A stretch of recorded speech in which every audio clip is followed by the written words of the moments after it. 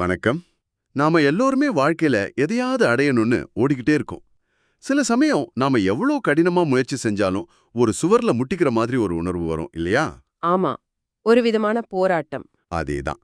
நாம போராடுறோம், ஆனா முன்னேற்றம் மட்டும் மெதுவா இருக்கு.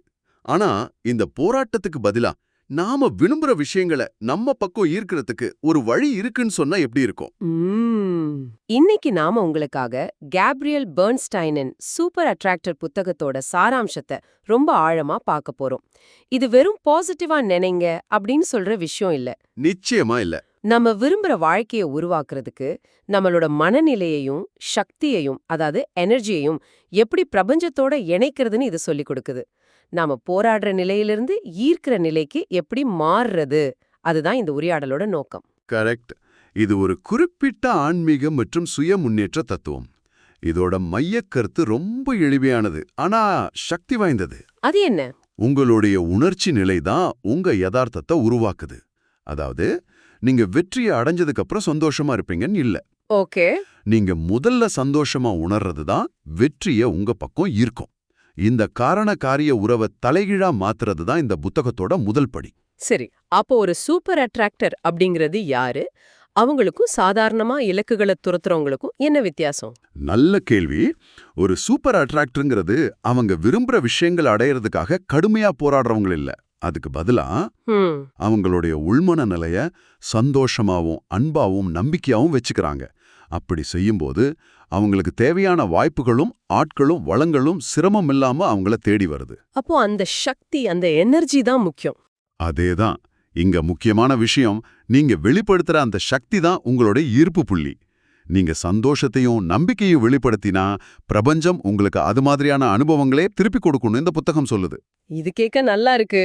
ஆனா நிறைய பேர் ஒரு தப்பு பண்றதா இந்த புத்தகம் சொல்லுது. மேனிக் மேனிஃபெஸ்டிங் அப்படின்னு. அது என்ன? ஆமா, அதுக்கும் இதுக்கும் என்ன வித்தியாசம்? ஆமா. இது ரொம்ப முக்கியமான ஒரு வேறுபாடு. மேனிக் மேனிஃபெஸ்டிங் அப்படிங்கிறது பயத்திலிருந்து வர்றது. பயத்திலிருந்தா? ஆமா, நான் இதை அடையலைன்னா என்ன ஆகும், நேரம் போய்கிட்டே இருக்கு அப்படிங்கிற ஒரு பதட்டத்துல ஒரு விஷயத்தை கட்டுப்படுத்த நினைச்சு ஆவேசமா துரத்துறது.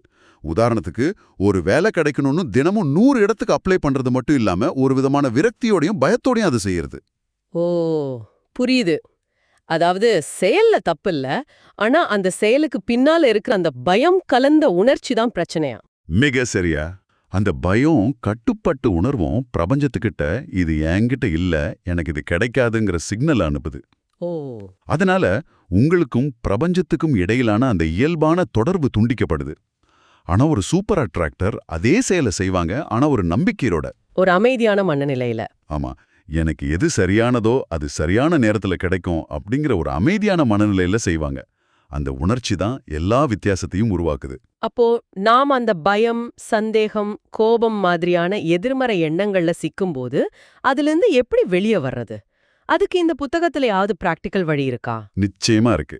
அதுக்கு தான் ஆசிரியர் மீண்டும் தேர்வு செய்யும் முறை அப்படின்னு ஒரு ரொம்ப எளிமையான ஆனா சக்தி வாய்ந்த 3 படி செயல்முறையை சொல்றாங்க. மீண்டும் தேர்வு செய்யும் முறையா? ஆமா, சூஸ் அகெயின் மெத்தட். இதோட அழகே இது ரொம்ப சிம்பிளா இருக்கிறது தான். ஓகே, அந்த 3 படிகள் என்னென்ன? முதல் படி. முதல் படி, எண்ணத்தை கவனியுங்கள்.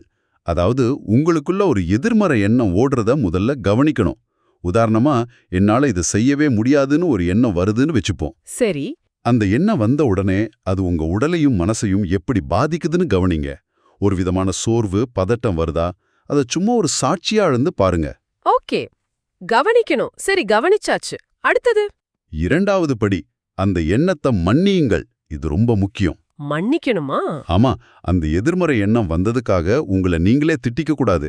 ஐயோ, நான் இப்படி நினைக்கிறேனேன்னு குற்ற உணர்ச்சி கொள்ள தேவையில்லை. அது வெறும் ஒரு எண்ணம் தான். அது ஒரு கடந்து போல மேகம் மாதிரி.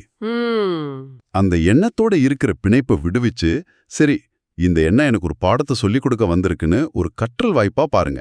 இது சுவாரஸ்யமா இருக்கு.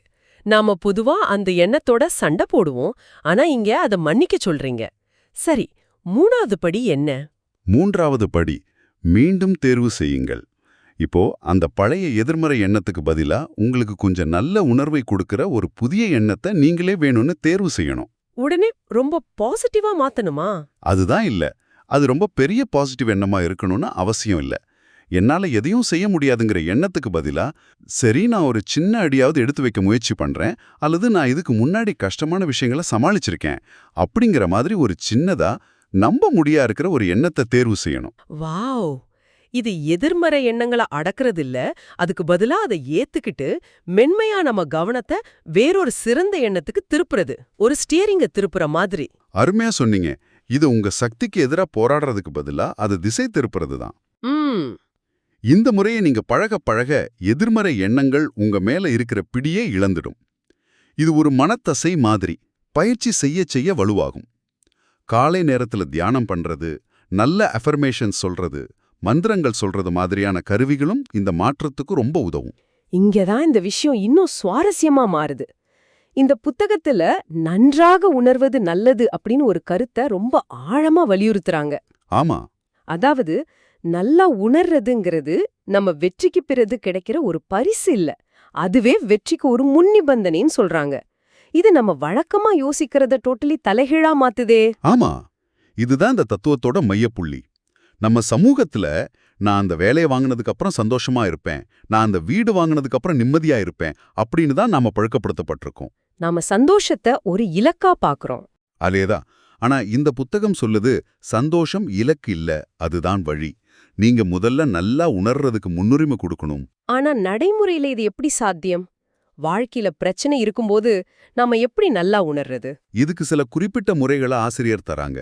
1, நினைத்து உணர வைக்கும் முறை, think it to feel it மெத்தட்னு சொல்றாங்க. அது எப்படின்னா?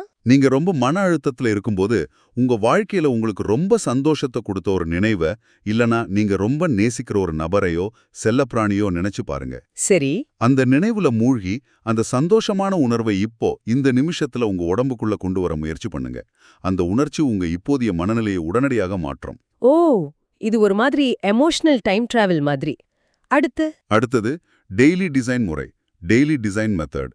இது ஒரு நாளோட தொடக்கத்துல செய்ய வேண்டியது. காலையிலயா? ஆமா, இது உங்க நாளுக்கான உணர்ச்சி GPS செட் பண்ற மாதிரி. நீங்க காலையில எழுந்ததும் இன்னைக்கு நான் எதை அடைய போறேன்னு கேட்கறதுக்கு பதிலா இன்னைக்கு நான் எப்படி உணர விரும்புகிறேன்னு கேட்கணும். இன்னைக்கு நான் அமைதியா உணர போறேன் அல்லது இன்னைக்கு நான் உற்சாகமா உணர போறேன்னு நீங்க முடிவு செஞ்சுட்டா நாள் முழுக்க நடக்கிற சின்ன சின்ன பிரச்சனைகள் உங்களை அந்த பாதையிலிருந்து திசை திருப்பாது. உங்க GPS உங்களை திரும்பவும் அந்த அமைதிங்கிற இடத்துக்கு வழி நடத்தும். இந்த GPS அனலாஜி ரொம்ப நல்லா புரிய வைக்குது. அப்போ நாம நல்லா உணர்றதுக்கு முன்னுரிமை கொடுக்கும்போது நாம பிரச்சனைகளை ஈர்க்கறதுக்கு பதிலா தீர்வுகளை ஈர்க்க ஆரம்பிக்கிறோம், அப்படிதானே? மிகச்சரியா. நீங்க ஒரு பிரச்சனையிலேயே மூழ்கி இருக்கும்போது உங்க சக்தி அந்த பிரச்சனையோட அதிர்வுல தான் இருக்கும். அதனால நீங்க இன்னும் பிரச்சனைகளை தான் ஈர்ப்பீங்க. ஓகே. ஆனா நீங்க உங்க உணர்ச்சியை மாத்தி நல்லா ஃபீல் பண்ண ஆரம்பிக்கும்போது நீங்க தீர்வுகளோட அதிர்வுக்கு மாறுறீங்க. பிரபஞ்சம் உங்களுக்கு உதவ தயாரா இருக்கு. ஆனா அதை பெறுவதற்கு நீங்க சரியான ரிசீவிங் மோட்ல, அதாவது பெறுவதற்கான நிலையில இருக்கணும். அந்த நிலைதான் நன்றாக உணர்வது. அதேதான். சரி, இந்த நல்லா உணர்றதுங்கிற விஷயம் ரொம்ப சக்தி வாய்ந்ததுன்னு புரியுது. ஆனா இதுல ஒரு முக்கியமான கேள்வி வருது. அப்போ நாம சும்மா வீட்ல உட்காந்து சந்தோஷமா தியானம் பண்ணிக்கிட்டு இருந்தா போதுமா? பணம் வேலையெல்லாம் தானா வந்துருமா? செயலுக்கே இங்க இடம் இல்லையா? நிச்சயமா செயலுக்கு இடம் இருக்கு. ஆனா அது எந்த மாதிரியான செயலுங்கிறது தான் இங்க முக்கியம். இந்த புத்தகம் அத ஆன்மீக ரீதியாக சீரமைக்கப்பட்ட செயல்முறை, அதாவது ஸ்பிரிச்சுவலி அலைன்ட் ஆக்ஷன் மெத்தட் அப்படின்னு சொல்லுது. இது பயத்திலிருந்தோ அவசரத்திலிருந்தோ செய்யற செயல் இல்ல. அப்போ எதுல இருந்து வருது? இது உத்வேகம், நம்பிக்கை மற்றும் பிரபஞ்சத்தோட ஒருங்கிணைகிற உணர்வுல இருந்து வர்ற செயல். ஓகே. அப்போ மேனிக்ஸஸ் கிங்வெஸ்ட்ங்கிற செயலுக்கும் இந்த சீரமைக்கப்பட்ட செயலுக்கும் என்ன முக்கிய வேறுபாடு? ஒரு 4 முக்கிய வேறுபாடுகள் இருக்கு. 1, உங்க விருப்பம் சுயநலத்தால் மட்டும் உந்தப்பட்டதா இருக்காது, அது மற்றவர்களுக்கும் சேவை செய்வதா இருக்கும். ஓகே. 2வது, இதுதான் ரொம்ப கஷ்டமானதும் கூட, நீங்க முடிவை பிரபஞ்சத்திடம் ஒப்படைக்கணும். அதாவது கட்டுப்பாட்டை கைவிடணும். இது இப்படிதான் நடக்கணும், இந்த நேரத்துல நடக்கணும்னு நீங்க கட்டாயப்படுத்தக்கூடாது. அந்த கட்டுப்பாட்டை கைவிடுறது தான் நம்மில் பலருக்கும் பெரிய சவாலா இருக்கும். ஒரு பிளானரா இருக்கிறவங்களுக்கு நடக்கிறது நடக்கட்டும்னு விடுறது ரொம்ப பயமா இருக்குமே. அந்த நம்பிக்கையை எப்படி வளர்த்துக்கிறது? அது பயிற்சி மூலமா தான் வரும். 3வது கூறு, உங்களுக்குள்ளேருந்து ஒரு உத்வேகம் வரும்போது, ஒரு ஐடியா தோணும்போது. ஆமா. நீங்க தயங்காம, பயம் இல்லாம, நம்பிக்கையோட அந்த செயலை செய்யணும். அது ஒரு சின்ன விஷயமா இருக்கலாம், ஒருத்தருக்கு ஃபோன் பண்றதா இருக்கலாம், இல்ல ஒரு இடத்துக்கு போறதா இருக்கலாம். அந்த உள் உந்துதல மதிக்கணும். சரி. 4வது, 4வது, பொறுமையா இருக்கணும். விதைகள் முளைக்க நேரம் எடுக்கிற மாதிரி உங்க விருப்பங்கள் நிறைவேறவும் சரியான நேரம் தேவைன்னு நம்பணும். இது அனுமதிக்கும் கலை, அதாவது ஆர்ட் ஆஃப் அலோவிங் அப்படின்னு சொல்ற ஒரு கருத்துக்கு நம்மள கொண்டு வருது இல்லையா? கரெக்ட். ஒரு ஆத்துல நீரோட்டத்துக்கு எதிரா நீச்சல் அடிக்கிறத நிறுத்திட்டு நீரோட்டத்தோட சேர்ந்து போற மாதிரி. அருமையான ஓமை. அதுதான். நீங்க எப்போ விஷயங்களை கட்டாயப்படுத்துறீங்க, எப்போ சீரமைக்கப்பட்ட செயலை செய்றீங்கன்னு கண்டுபிடிக்கிறதுக்கு உங்க உணர்ச்சி தான் உங்க வழிகாட்டி. எப்படின்னு கொஞ்சம் விளக்க முடியுமா? நீங்க ஒரு செயலை செய்யும்போது பதட்டமாவோ, அவசரமாவோ, விரக்தியாவோ உணர்ந்தீங்கன்னா, அது பெரும்பாலும் பயத்திலிருந்து வர செயல். அதுவே நீங்க அமைதியாவும், உற்சாகமாவும், நம்பிக்கையாவும் உணர்ந்தீங்கன்னா, அதுதான் சீரமைக்கப்பட்ட செயல். உங்க உணர்வுகள் சொல்றத கேளுங்க. சரி. இதையெல்லாம் புரிஞ்சுக்கிட்டு செயல்படுத்த முயற்சி பண்ணும்போது மக்களை தடுக்கிற பொதுவான தடைகள் என்னென்ன? இந்த புத்தகம் அத பத்தி பேசுதா? ஆமா, 2 பெரிய தடைகளை குறிப்பிடுது. முதல் தடை நம்ம எல்லாருக்கும் ரொம்ப பரிச்சயமானது. ஒப்பீடு. கம்பேரிசன். ஆமா, நாம சமூக ஊடகங்கள்ல மத்தவங்களோட வெற்றி படங்களை பார்க்கும்போது, அவங்களுடைய விடுமுறை பயணங்களை பார்க்கும்போது, உடனடியா நம்ம வாழ்க்கையில அது இல்லையேன்னு ஒப்பிட ஆரம்பிக்கிறோம். உண்மைதான். நீங்க ஒரு நிமிஷம் முன்னாடி வரைக்கும் ரொம்ப சந்தோஷமா இருந்திருப்பீங்க. ஆனா இன்ஸ்டாகிராம திறந்த அடுத்த நிமிஷம் உங்க வாழ்க்கையில ஏதோ குறை இருக்கிற மாதிரி ஒரு உணர்வு வந்துரும். ஆமா, இது நம்ம ஈர்ப்பு சக்தியை எப்படி பாதிக்குது? சொல்லுங்க. அது உங்க ஈர்ப்பு சக்தியை மொத்தமா குறைச்சிடும். ஏன்னா நீங்க ஒப்பிடும்போது என்னிடம் இது இல்லை, நான் பற்றாக்குறையாக இருக்கிறேன் அப்படிங்கிற ஒரு சக்தி வாய்ந்த சிக்னலை பிரபஞ்சத்துக்கு அனுப்புறீங்க. அப்போ பிரபஞ்சம் என்ன பண்ணும்? சரி, இன்னும் அதிக பற்றாக்குறையை உனக்கு தருகிறேன் அப்படின்னு தான் சொல்லும். அப்போ இதுக்கு என்னதான் மருந்து? இதுக்கு மருந்து கொஞ்சம் வித்தியாசமானது, ஆனா ரொம்ப சக்தி வாய்ந்தது. மத்தவங்களுடைய வெற்றியை பார்க்கும்போது பொறாமப்படுறதுக்கு பதிலா அவங்களுக்காக மனசார கொண்டாடுங்க. கொண்டாடுறதா? ஆமா, அவங்க வெற்றிய உங்களுடைய சொந்த சாத்தியத்தின் பிரதிபலிப்பை பாருங்க. அவங்களால முடியுதுன்னா எனக்கும் அது சாத்தியம், பிரபஞ்சம் அவங்களுக்கு கொடுக்குதுன்னா எனக்கும் கொடுக்கும் அப்படின்னு நினைங்க. இந்த ஒரு சின்ன மனமாற்றம் உங்களை பற்றாக்குறை மனநிலையிலிருந்து எல்லாமே ஏராளமாக இருக்கிறதுங்கிற அபண்டன்ஸ் மனநிலைக்கு மாத்திரும். இது ஒரு சக்தி வாய்ந்த மனமாற்ற பயிற்சி. இன்னொரு தடை என்ன சொன்னீங்க?